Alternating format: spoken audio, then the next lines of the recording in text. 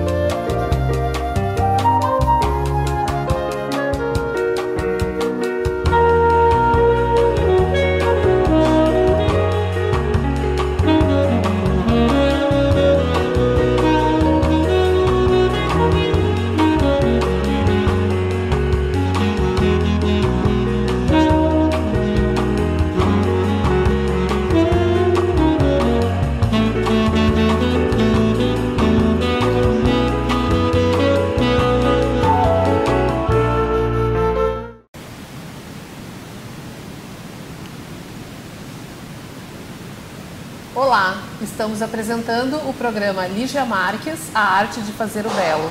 É um programa exibido na TV Santa Maria, canal 19 da NET. E é uma realização do Ateliê de Arte e Arquitetura Lígia Marques. Hoje eu estou com um convidado, um arquiteto artista, Dilson. Ele tem um sobrenome, Dilson Nicolosi Sequim. Nicoloso Sequim. Bem-vindo ao programa, Dilson. Obrigado, Lígia, pelo convite. Muito bom. O Dilson, ele é professor da universidade, também da UFSM, e ele tem uma relação artística muito interessante também. Então a gente vai conversar um pouco sobre essa... Tu é natural de Santa Maria, né? Santa Maria. Estava me contando que morou aqui em bairros que hoje já estão super edificados, né? Nós estávamos conversando há 20 anos atrás. Eu conheci já um pouco mais aberto, com não tanta ideia de edificação. E tu morou no Nossa Senhora de Lourdes, é isso? Tinha muito mato ainda. Ainda tinha muito mato, plantações, teus pais trabalhavam. Conta um pouco para nós essa infância, a tua relação com Santa Maria e se tinha alguma relação já com a arte ou com a pintura. O que tu lembra disso? Bom, como eu te falei, né? Eu me criei naquela região ali próximo ao Shopping Monet, onde antigamente era conhecido como Mato dos Abraão. Era uma área que pertencia aos irmãos maristas, né? E meu pai trabalhava lá como funcionário. Depois ele saiu, ele botou um armazém ali numa esquina, ali na João Neto, né? E eu, como criança, né, comecei a estudar no Coronel Pilar. E o que me levou mesmo, acho, para o desenho, para a pintura, eu acho que foi essa curiosidade da revista em quadrinhos, sabe? Do gibi. Então nós tínhamos o hábito de ir matinê às 2 horas, não tanto pelo matinê, mas mais para trocar revista. Né? Que legal! A gente trocava a revista, era um hábito muito legal. Então a gente tinha montanhas de revistas, para levar no cinema era pesado, né? Mas era um prazer trocar revista, coisa assim, né? Então isso eu acho que me cativou e me levou ao desenho, né? Sim. E depois, então, com o passar do tempo, eu fui adquirindo outras técnicas. Porque tu gostava dentro da própria curso de arquitetura também. Isso, né? Do desenho em quadrinhos. Eu já gravei um programa aqui que eu também falei que quando eu era criança ou adolescente, a gente lia muito gibi, né? Então, tu viu como o arquiteto, ele já começa quando criança e adolescente a se encantar pelo desenho e aí ele vai buscando um curso, uma graduação que vá nesse caminho do desenho, né? Aí tu escolhe a faculdade de arquitetura, o curso de arquitetura, tu faz na UFSM? Antes de fazer arquitetura, eu tentei 3 vezes engenharia aqui na universidade. E nunca consegui entrar. Bom, um dia mas eu não era com a intenção, porque eu queria engenharia, eu queria arquitetura mesmo, mas na época não tinha arquitetura aqui, né? Não tinha. Só tinha em Porto Alegre. E o meu pai não tinha postos assim para me bancar, eu ia estudar em Porto Alegre, em outra cidade, né? Mas depois de grande, eu já tinha mais ou menos já autossustentável, diríamos assim, já trabalhava como desenhista, né? Desenhista em empresas de engenharia, né? modéstia à parte, desenhava muito bem com o nanquim, né? E aí surgiu uma oportunidade do antigo Colégio Cristo Redentor, que tem em Canoas, que hoje faz parte da UBRA, né?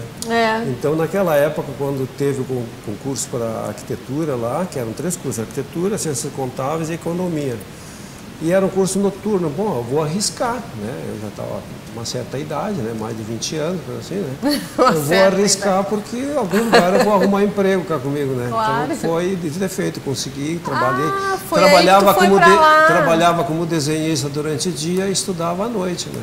Foi barra, mas... A gente quase não se conheceu, porque quando tu estava te formando, tu chegou a estudar o primeiro semestre no prédio da UBRA do campus, né? No último semestre. E eu tinha recém entrado nesse colégio Cristo Redentor para estudar também o curso de arquitetura da UBRA que tinha começado ali. E depois a gente passou para o campus. Isso, a gente quase não se conheceu por acaso ali. Que legal. E aí tu te formou e trabalhou um tempo lá? Eu me formei e voltei para Santa Maria. Né? Voltei. Aí trabalhei como autônomo, né? Trabalhei em parceria com outro arquiteto, né? Um período, depois sozinho, né? Então, sempre como autônomo. Desenvolveu muitos projetos. Fiz alguns, né? Aqui em Santa depois, Maria. Depois, em 91, surgiu a oportunidade de fazer concurso na universidade e eu fiz, né? Mas foi logo depois, então, porque... me formei em 82, em 91 eu entrei para a universidade. Sim, sim.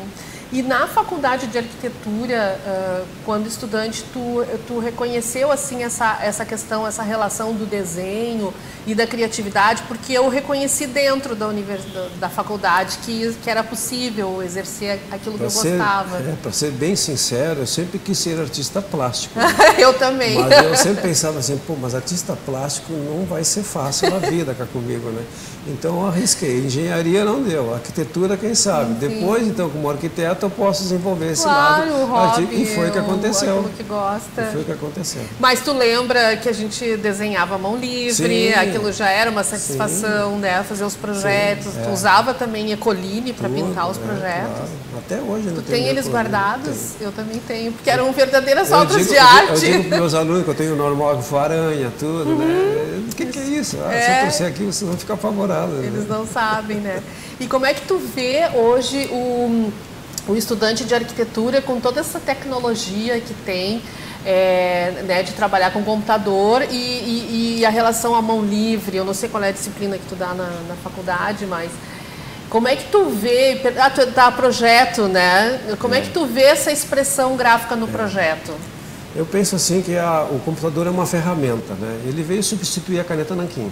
Tá. Né? Mas a criação não é o computador que faz, é a pessoa. Né? Não. Então, acho que a gente tem que ter algum momento de coordenação motora, de gestual, né? Onde tu pode se soltar.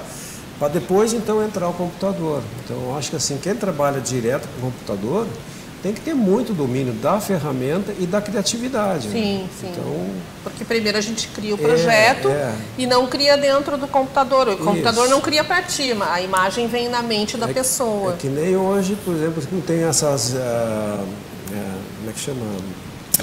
Essas copiadoras tridimensional, né, que faz Sim. Né? Pô, então não precisamos mais de escultor também, né? O escultor vai direto para a coisa e vai moldar, vai fazer. Não, ele tem que criar primeiro, ele tem que bolar o que ele quer, sim, planejar, tem que fazer um projeto, né? Para depois então se tornar prática mesmo. E os teus alunos se expressam à mão livre quando sim, vão te apresentar os claro. projetos? Eles chegam a apresentar croquis, assim? Não. Diríamos assim, 50%. Né? Eles fogem nem muito. Têm o dom também, eles fogem muito disso, né? Porque eles acham muito mais prático sentar na frente do computador e elaborar, né? Eu digo assim, olha, você seria muito mais rápido se fosse uma gestual, mas é o medo, né? A desenvoltura, assim. Eu acho que nos cursos de arquitetura deveria prevalecer, sei lá, do gestual, no mínimo uns 3 anos, os 3, 4 semestres iniciais deveria ser obrigatório, eu acho. Sim. Então, faltaria dentro do curso de arquitetura essa ênfase maior, essa cobrança, assim, de insistir que o aluno se expressasse a mão livre, porque é bom para ele também, né? Numa necessidade que não tem a luz, não tem a internet. Eles ficam fascinados com a escola Bauhaus, mas a Bauhaus era um trabalho livre. Artesanal. Era. Então, claro, então, é isso que eu estou dizendo. E está voltando o trabalho artesanal, né? Pois é. Então, na faculdade, por exemplo, no curso de arquitetura, por exemplo, na moda também já fiz programas aqui onde a gente abordou isso. Sim. Eles têm os aplicativos, a pessoa estilista que cria, ela também usa os aplicativos para mostrar os desenhos para cliente, ela não faz nada à mão, entendeu? As pessoas têm um pouco de medo dessa expressão. E por que será que elas têm medo, né? Fica aquela coisa, vão achar feio, não vão achar bonito, eu não sei me expressar bem, mas é que isso é uma coisa lá da infância, claro que não foi valorizada. É claro que hoje um cliente ele tem muito mais facilidade de interpretar um desenho, né, todo ele renderizado, assim, né, do que um gestual. Mas quando o arquiteto ou o artista trabalha na frente do cliente, né, ele fica fascinado com aquilo. Verdade. Né? Então ele fica entusiasmado. Pô, se ele sabe fazer isso, ele sabe criar, né? Então eu penso assim, né? É verdade. E como é que tu fez a engenharia de produção, mestrado em engenharia de produção? Por que tu escolheu? Porque tu não fez a engenharia da graduação, mas escolhe o mestrado na engenharia, ele gosta da engenharia. Na verdade, eu sempre quis também aliar os dois. Eu acho que é muito bom, muito importante tu ter a engenharia e ter a arquitetura. Eu sinto essa necessidade. Ou ter um sócio engenheiro, né? Eu acho que seria a dupla melhor, assim, né? Eu penso assim que muita gente me pergunta o que tem que ver engenharia de produção com arquitetura? O que tem que ver a arquitetura com a geografia que eu fiz? São coisas muito afins, né? Eu acho que tem muito a ver. E eu acho que essa parte de abranger essas duas áreas, isso eu acho para mim trouxe um crescimento muito grande, né? Então assim, na engenharia de produção, eu não fui trabalhar em chão de fábrica, não fui fazer um trabalho voltado para o chão de fábrica, mas fui trabalhar em cima da cultura. Né? Então a cultura também está voltada para a engenharia de produção. Né? Claro. Então na época tive a ideia de trabalhar com sobrados da quarta colônia, sobrados da imigração, aqueles remanescentes que são muito poucos, né? Hoje dá para contar nos dedos. Aí, na engenharia de produção. Na engenharia de produção, que foi em 2002, para ver, foi que eu defendi, né? Olha só. E na época foi um trabalho assim, não foi tão grande quanto esse do doutorado, porque eram 2 anos e eu consegui avançar meu trabalho de campo só até Silveira Martins. Né? Então eu não fiz os 9 municípios. Né? Entendi.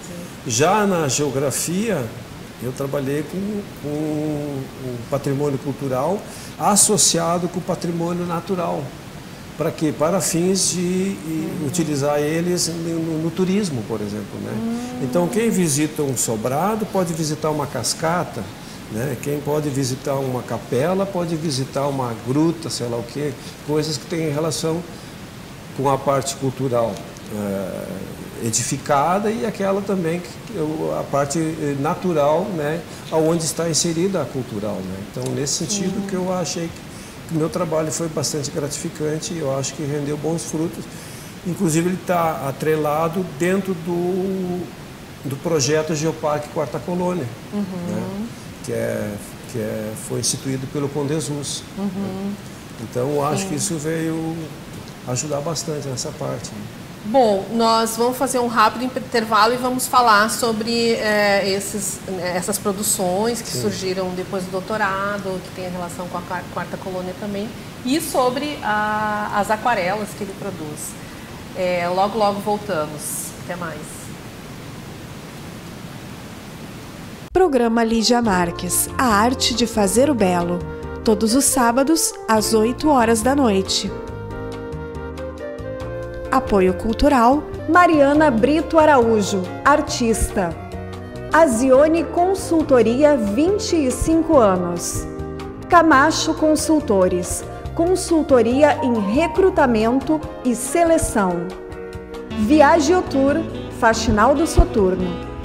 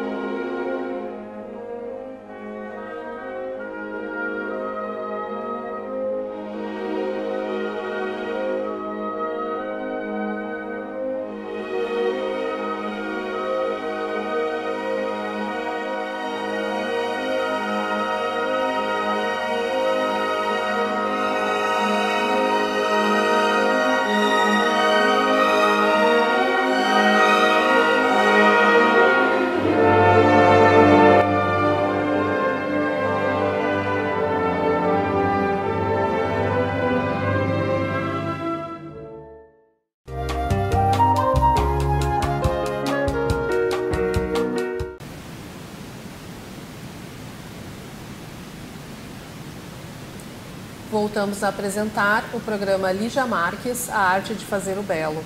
É um programa realizado pelo Ateliê de Arte e Arquitetura Lígia Marques. Hoje estamos com o convidado, arquiteto-artista Dilson Sequim. Dilson, voltando então assim, depois do mestrado tu faz o doutorado em Geografia, aí tu está estudando o teu doutorado relacionado, voltado à Quarta Colônia. A tua pesquisa era ali e aí tu começa a fazer fotografia dos teus, como é que a gente diz, dos teus elementos, né, de pesquisa. Conta para nós assim como é que surge as aquarelas da Quarta Colônia. Então, surgiu quando da minha inscrição no programa de pós-graduação em Geografia, onde eu conheci o conceito de geoparque, né? E isso me impulsionou a saber mais sobre isso, né? Então, isso me proporcionou, né, dentro da geografia, eu desenvolver um trabalho assim. E aí, junto com o meu orientador, a gente fez um trabalho, né, de patrimônio cultural, né, mas voltado dentro da área da geografia. Então, de que maneira? Atrelado ao patrimônio natural. Então, a ideia, quando foi desenvolvida então, essa integração de patrimônios, que viesse dar possibilidades de colocar dentro de um roteiro já turístico, por exemplo, né? Então, quem conhece uma cascata, quem conhece uma gruta, pode conhecer um patrimônio cultural também, né? Pode conhecer uma capela, uma igreja, um cemitério. Valorizando a arquitetura. Trabalhar, conhecer os dois, né? E dentro de um geoparque isso é possível, né? Então, tu tem o geoparque, o programa do geoparque é um projeto assim de sustentabilidade para uma região, né? Então, no caso, Quarta Colônia, os 9 municípios, né, são candidatos, né, a geoparque, e o ano que vem provavelmente vai ser submetido à Unesco, né, para ser... Tombamento? Não é tombamento, a gente chama-se auspícios dá como se fosse um selo de geoparque mundial, né? Dentro de uma rede mundial, né? Sim, reconhecido então, pela Unesco como geoparque. Por exemplo, no Brasil nós só temos um atualmente, né? Que é a do Araripe, né? Lá no Ceará. Tem um outro aqui no Uruguai, Grutas del Palácio, na província de Flores, né? Depois tem do México, no Canadá. Então, nas Américas tem poucos ainda, né? Mas na Europa, Ásia, coisa assim, a coisa explodiu, né? Então, hoje nós temos mais de 140 geoparques no mundo, né? Que legal. E a ideia do geoparque é justamente fomentar sustentabilidade em regiões que estão estagnadas, né? Que estão paradas. Então, como não tem um potencial assim industrial, né? Nesse sentido de crescer, então usar os recursos que o lugar lhe proporciona, né? O patrimônio natural e o patrimônio cultural. Isso voltado para o turismo. Então, uma indústria limpa, né, que faz com que as pessoas possam retornar para esses lugares e não prejudicar o ambiente natural. Sim, né? Que bacana, porque dentro disso ainda tem a produção de alimentos, né, naturais, caseiros, tem toda uma questão da economia do lugar. Então, geoparque, para as pessoas entenderem, é um parque situado numa terra onde tem um potencial de alta sustentabilidade. Que a natureza lhe proporciona. Que a natureza, no caso, nasce tudo ali, se colhe tudo ali, se planta e se produz. Seria no caso, isso? A Quarta Colônia, o potencial maior seria os fósseis, né? Então, isso é Sim, para visitação então, mas não ficaria só nos fósseis, né? Então, nós precisamos também dar outros áreas da geomorfologia que é oferecida em Roda, né? Os montes, né? Exatamente. As cachoeiras, então, nós temos as montanhas, temos as águas, né? E temos a arquitetura, porque nós temos a arquitetura mais ou menos de que data ali, pelas teus levantamentos fotográficos. Tem várias casetes, casinhas ou fábricas. Nesse trabalho eu me foquei mais no trabalho da arquitetura remanescente da imigração italiana e alemã, né, que são as que mais aparecem ali. Apesar que também tem quilombolas, tem outras remanescentes indígenas, coisa assim, mas não foi o meu foco, mais foi a parte da arquitetura italiana e alemã, né? E o bom disso é que cada vez que eu andava pela Quarta Colônia, cada vez ia aparecendo mais coisa, né? Sim. Então, eu tinha uma ideia de ter 300 imóveis para conhecer, eu fui conhecer mais de 900, na verdade. Ah, é? E deve ter muito mais ainda, porque Sim. eu não andei por todos os cantos assim. Mas né? de que data são esses Tá, imóveis? e esses imóveis, então, eu peguei do início da imigração alemã, que em 1857, mais ou menos, quando começou a colônia Santo Ângelo, né, que hoje é Agudo, né? E depois a Colônia Santo Ângelo. Isso. E depois a imigração italiana, que começou lá em 1875, né? E aí eu peguei nesse intervalo, então, de 1857 até 1930, mais ou menos, né? Porque a partir de 1930 houve uma redução de imigração, né? Então o foco forte mesmo foi até 1930. Apesar que a partir de 1875 a 1930 foi onde houveram mais construções e muitas delas... apareceram construções com algum padrão de outro lugar, né, como o sul da Europa. Então, pode ver que as construções sobrados tinham um ar... Com referências de italianas, outro lugar, e não daqui, alemãs. né? Porque o que tinha aqui era totalmente diferente, né? Então, isso... Então, sim, foi uma outra cultura que veio para cá, né? Isso, e eles então, trazem as referências deles. Muitos ainda estão ali ainda íntegros, diria assim, né? Mas nem todos com saúde, né? Eu diria assim. Muitos já estão se deteriorando, porque as famílias muitas vezes não se interessam, de manutenção. Né? Não tem condições monetárias para bancar uma reforma, né? Enfim.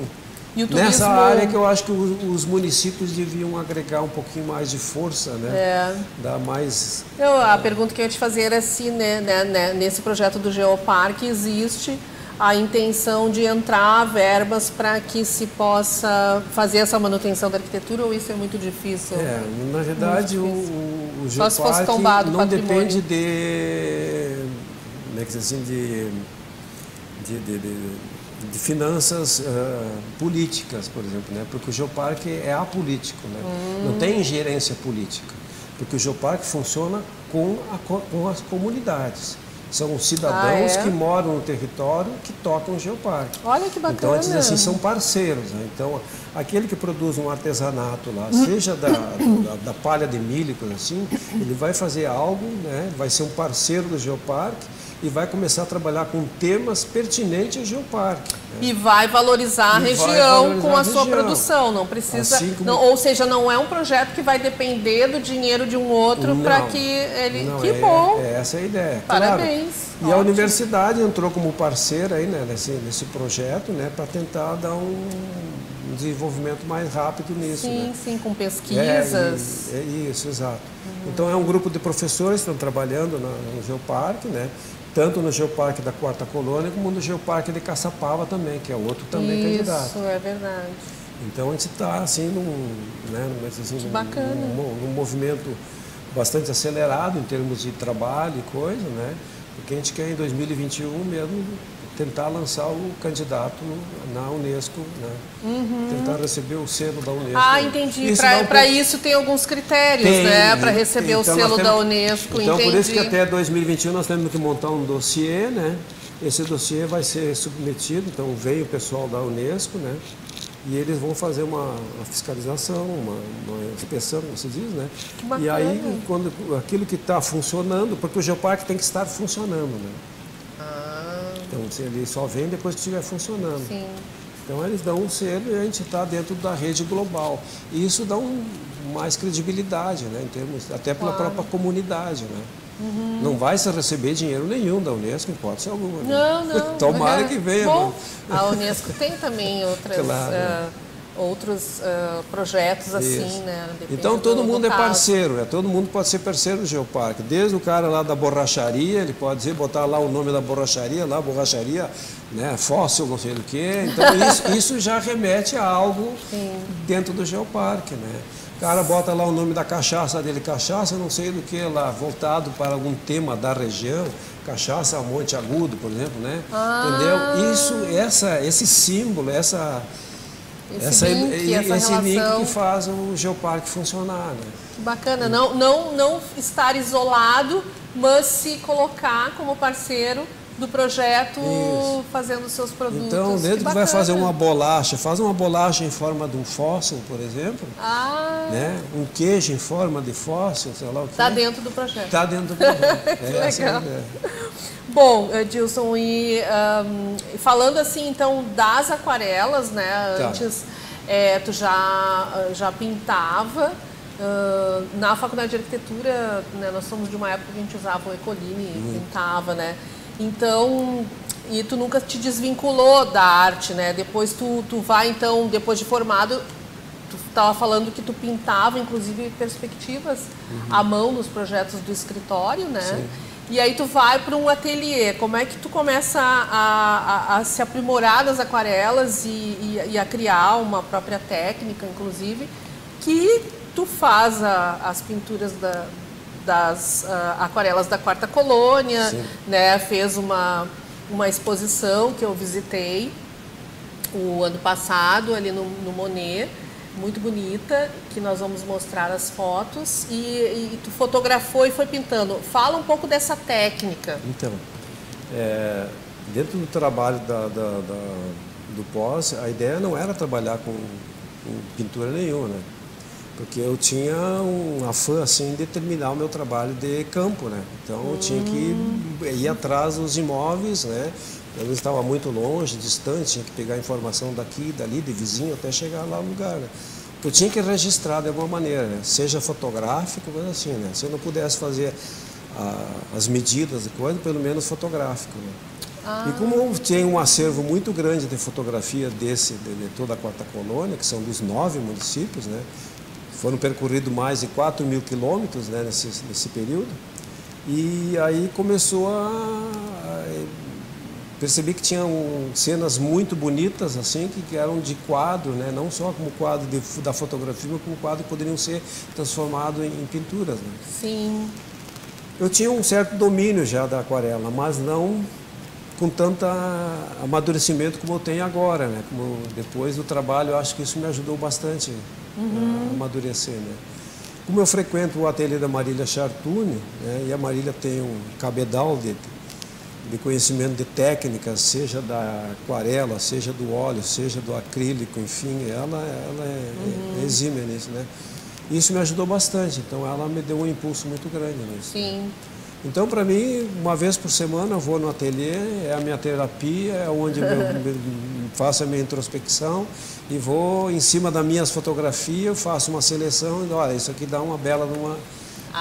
entendi. Então, agora ele está começando claro, a eu não explicar. copio ipsis literis como é a fotografia. Muita coisa eu trabalho a diagramação, a composição, né? Tiro alguns elementos, posteamento, fio, às vezes eu tiro porque isso pode sujar um pouco a gravura, né? Sim, porque a gente sempre, a fotografia sempre nos ajuda. A primeira tela que eu pintei em ateliê também foi através de uma fotografia. Então, assim, por exemplo, essa aqui é Silveira Martins? Não, isso é Vila Cruz. Isso é um distrito de Nova Palma. Não conheço. Vila Cruz, é legal, né? Que bonito. Inclusive aí tem uma fábrica de vassoura, né? A tal Suprema, muito boa aí.